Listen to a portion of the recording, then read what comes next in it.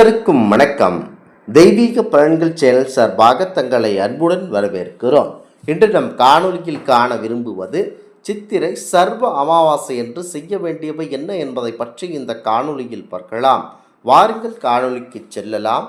மறக்காமல் ஒரு சப்ஸ்கிரைப் செய்யவும்.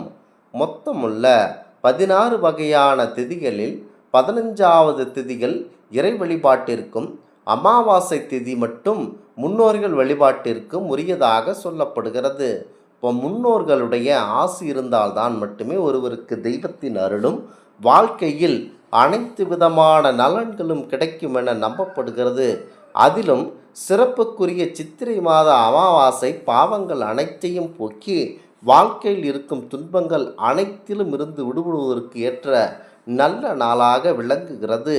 குறிப்பாக நம்முடைய மதத்தில் அமாவாசை என்பது முக்கியமான வழிபாட்டு தலமாகும். இது முன்னோர்கள் வழிபாட்டிற்குரியதாகும். அவர்களுடைய ஆசையை பெறுவதற்கு உரிய மிக முக்கியமான நாளாக கருதப்படுகிறது. சித்திரை மாத அமாவாசை என்பது தமிழ் புத்தாண்டில் வரும் முதல் அமாவாசை என்பதனால் இது கூடுதல் சிறப்புடையதாக கருதப்படுகிறது. இதை வைசாக அமாவாசை என்று வட மாநிலங்களில் குறிப்பிடுவது உண்டு. இந்த ஆண்டு சித்திரை மாத அமாவாசை என்பது வருகிறது. இந்த நாளில் என்ன செய்ய வேண்டும் என்பதை பற்றி தெரிந்து வைத்து கொள்ள வேண்டும். முன்னோர்களை வழிபடுவதற்கு மிக ஏற்ற நாளாக சித்திரை மாத அமாவாசை கருதப்படுகிறது. ஒருவர் தன்னுடைய வாழ்க்கை முழுவதும் செய்த பாவங்கள் அனைத்தும் நீங்குவதற்கும் வாழ்வில் அமைதி ஏற்படுவதற்கும் அருள் செய்யக்கூடிய அற்புதமான நாளாகும்.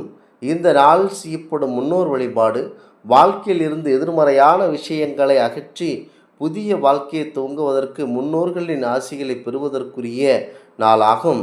சாவித்ரி யமதர்மனின் இருந்து தனது கணவன் சத்தியவானின் உயிரை மீட்டு வந்த நாளாக இந்த சித்திரை மாத அமாவாசை கருதப்படுகிறது. சித்திரை மாதத்தில் வரும் பௌர்ணமியைப் போலவே அமாவாசை திதியும் மிகவும் முக்கியமான நாளாகும். இந்த நாளில் நீர்நிலைகளில் நீராடுவது பாவங்கள் விலக உதவுவதாக சொல்லப்படுகிறது. அதோடு பித்ருக்களுக்கு தர்ப்பணம் கொடுத்து மனதார வழிபட்டால் பித்ருதோஷம் நீங்கி குடும்பத்தில் அமைதி, செல்வம் மற்றும் முன்னோர்களின் ஆசியை கண்டிப்பாக கிடைக்கும் என்பது நம்பிக்கை. பித்ருக்களுக்கு தர்ப்பணம் கொடுத்து வழிபடுவதனால் அனைத்து நன்மைகளும் கிடைக்கும். குழந்தைகளுக்கு திருஷ்டி சுற்றி போடுதல், வீடுகளுக்கு திருஷ்டி சுற்றி போடுதல், வாகனங்களுக்கு திருஷ்டி சுற்றி போடுதல் இந்த நாளில் செய்ய வேண்டும். அமாவாசை என்று அதிகாலையில் எழுந்து குளித்து முடித்துவிட்டு சூரிய உதயத்திற்கு பிறகு முன்னோர்களுக்கு தர்ப்பணம் செய்ய வேண்டும். தர்ப்பணம் செய்ய முடியாதவர்கள் வீட்டிலேயே முன்னோர்களை நினைத்து எள்ளும் தண்ணீரும் படைக்க வேண்டும். அன்றைய தினம் அரச மரத்தையும் வழிபடுவதும் பெருமாளுக்கு துளசி இலைகள் படைத்து வழிபடுவதும் மங்களகரமான செயலாகும். தான தர்மங்கள் செய்வது, ஏழைகளுக்கு உணவளிப்பது போன்றவை முன்னோர்களை மகிழ்வித்து அவர்களின் ஆசியை பெற்றுத்தரும்.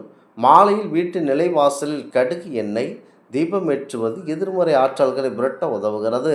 அமாவாசை விரதம் இருப்பவர்கள் வெங்காயம், பூண்டு, தாமச உணவுகள் போன்றவற்றை உண்பதை கண்டிப்பாக தவிர்த்து விட வேண்டும்.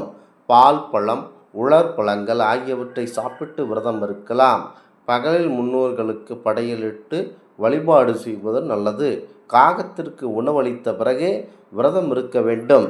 கண்டிப்பாக இன்றைய நாட்களில் திருஷ்டி சுற்றி போடும் வழக்கத்தை கொண்டு வர வேண்டும். இந்த அமாவாசையானது மாபெரும் சக்தி மிக்க அமாவாசையாகவே போற்றப்படுகிறது. முன்னோர்கள் வழிபாட்டிற்குரியதாகவும் அவர்களுடைய ஆசையை பெறுவதற்கும் உரிய முக்கிய நாளாக கருதப்படுவது சித்திரை மாத அமாவாசை. இந்த தமிழ் புத்தாண்டில் வரும் முதல் அமாவாசை என்பதனால் இது கூடுதல் சிறப்புடையதாக இருக்கிறது. இந்த வைசாக அமாவாசை என்று வட மாநிலங்களில் குறிப்பிடுவது உண்டு. இந்த ஆண்டு சித்திரை அமாவாசை என்பது வருகிறது. இந்த நன்னாளில் செய்ய வேண்டும் என்ன என்பதை தெரிந்து கொண்டு செயல்பட வேண்டும். முன்னோர்களுடைய அவர்களை வழிபடுவதற்கு ஏற்றதாக இருக்கிறது இந்த சித்திரை மாத அமாவாசையானது.